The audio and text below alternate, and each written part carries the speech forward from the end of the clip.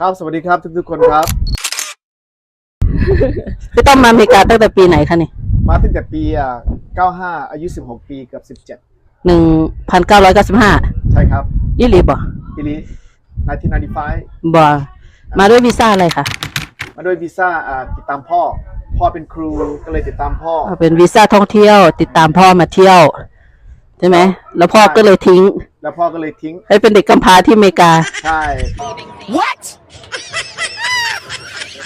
What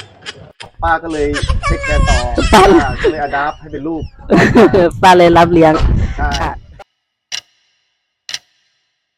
พี่ต้อมทำงานอะไรคะทำทุกวินเนี่ย ถามได้เนี่ยแหละเอาผู้อีสานก็ได้เฮ็ดงานอย่างเนี่ยว่าวอีสานกับเฮ็ดงานเป็นเป็น manager where ตรงMD Building Products are they hiring yes they're still hiring ยังเฮ็ดได้24ปีแล้ว24ปีก็อีก3 เดือนบอกเริ่มต้นเป็นอีหยัง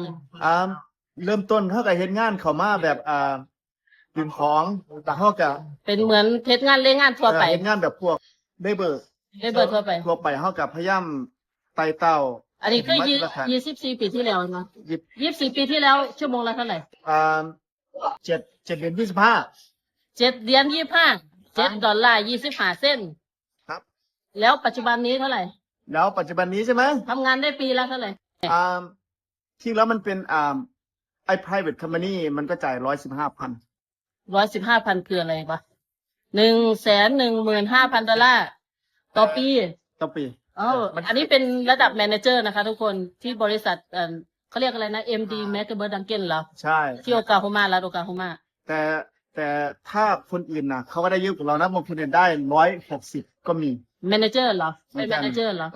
มันไม่คือกันมันแล้วแต่ตัวคนมันเป็น the private company it's a private company แต่ค่าต่ำๆนะเขาเริ่ม70,00070,000เป็นแมเนเจอร์เนี่ยนะยับเขาเริ่มจากแมเนเจอร์เขามีระดับอะไรบ้างแมเนเจอร์อะไรแมเนเจอร์อะไรแมเนเจอร์อะไรอย่างเงี้ยเหรอตรงนี้เป็นแมเนเจอร์ตรงฝ่ายการผลิตแล้วก็เป็นแมเนเจอร์ตรงฝ่ายการทำพวก inventory อันนี้คือตำแหน่งที่เจ้าเฮ็ดเป็นปะที่ตำแหน่งที่เฮ็ดเยอะมันเป็นพวกแฟบพวกแล้วมันนั่นนะบริษัท MD นี่มีอยู่13 สาขาทั่วประเทศสหรัฐประเทศเม็กซิโกประเทศแคนาดาโอเคถ้าใครมีใบเขียวแล้วอยากมาทำงานกับพี่ต้อมนะมาเด้อนี่มีคนไทยแค่คนเดียวเนี่ยเป็นคนไทยคนเดียวที่เป็นแมเนเจอร์ในโรงงานนี้นะทุกคนเก่งมาก